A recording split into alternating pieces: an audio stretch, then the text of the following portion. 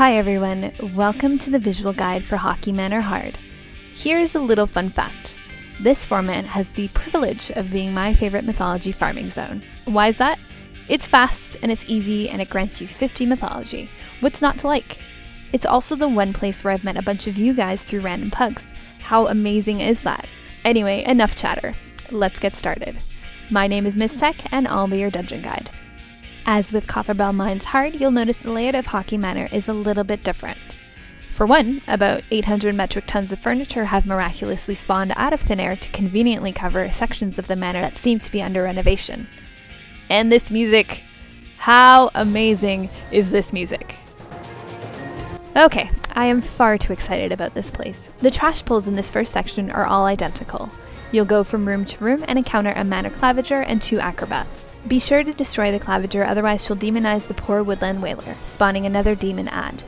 This cast can be interrupted, so do that if your DPS isn't high enough, or just let her cast it and tank the new ad. Once both acrobats are down, a tiny key will drop that gives you access to the next room, where you'll do the exact same thing all over again. Throughout the instance, you'll come across these patrolling warden. They have a large frontal cone, so tanks be sure to turn these away from your party. Right before the first boss's room, you'll notice some suspicious looking statues. Obviously, they're not statues. These have pretty massive column attacks, so point them away from the group as much as possible. The first boss may look a little familiar. I think it may be the exact same jester you fight in the original Haukke Manor. The boss pulls with 2 butlers that should be killed immediately. Throughout the fight, the jester will spawn new ads that need to be destroyed and will attempt to resurrect the fallen ads. He will also drop targeted void zones that should be avoided, and stay away from the angry purple zone. As long as you destroy each small ad as they come up, this fight is usually very simple. The catch comes in something that doesn't always happen every encounter. Should the purple resurrection zone catch enough corpses, a big butler ad will spawn that needs to be tanked and destroyed as soon as possible. The large ad will do a room-wide AoE that gets pretty intense. But again, you may not even come across it. I feel like this fight is different every single time I come in here. The second section of the manor is quite interesting. You'll notice lights on the wall that will periodically pulse with AoE effects that do a little bit of damage.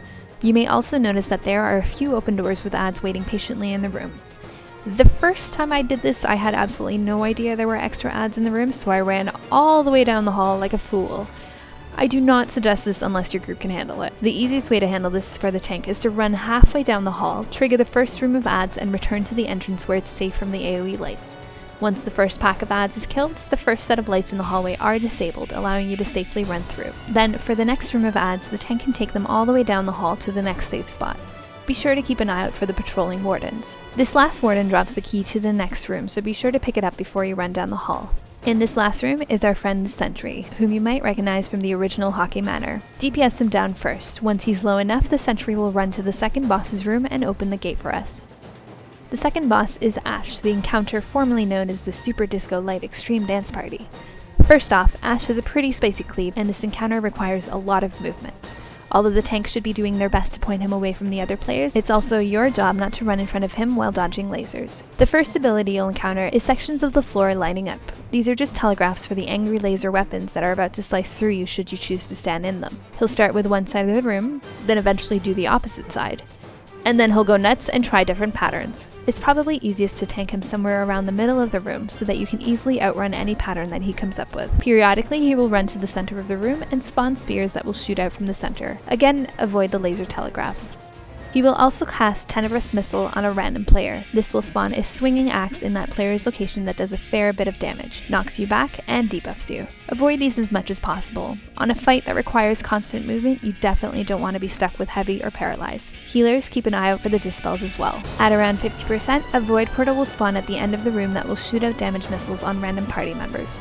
It will also periodically spawn minions that should be tanked and destroyed as fast as possible. All of this is happening while you're still dodging lasers. This part of the fight can be pretty healing intensive, so do your part and avoid as many mechanics as possible.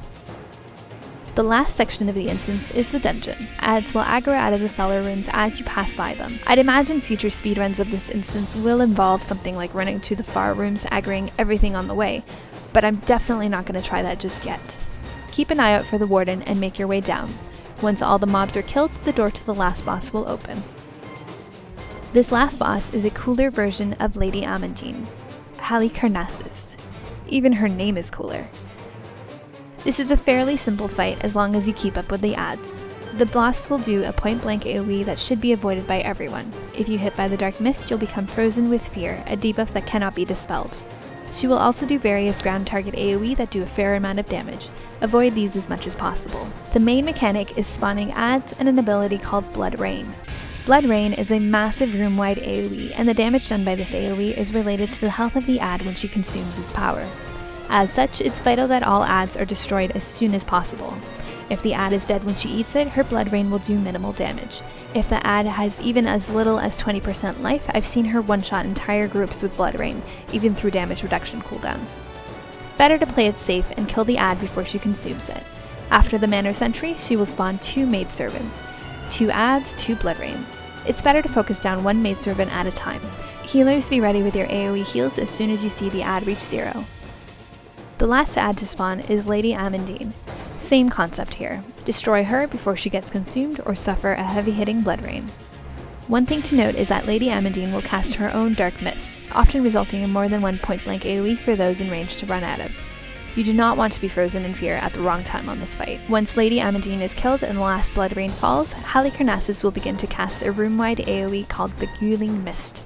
This mist will seduce you for 5 seconds, causing you to lose control of your character, and she will cast one of her AoEs on someone during this time. To minimize the amount of damage going out, it's best for everyone to spread out while she's casting Beguiling Mist. That way, only one player will be hit by the AoE, saving your healer a heart attack. And there you have it, a Haukke Manor hard. As stated earlier, this is one of the fastest way to farm mythology, and definitely more fun than mindlessly spamming WP speedruns. If you have any questions or comments, please let me know. As always, thanks for watching.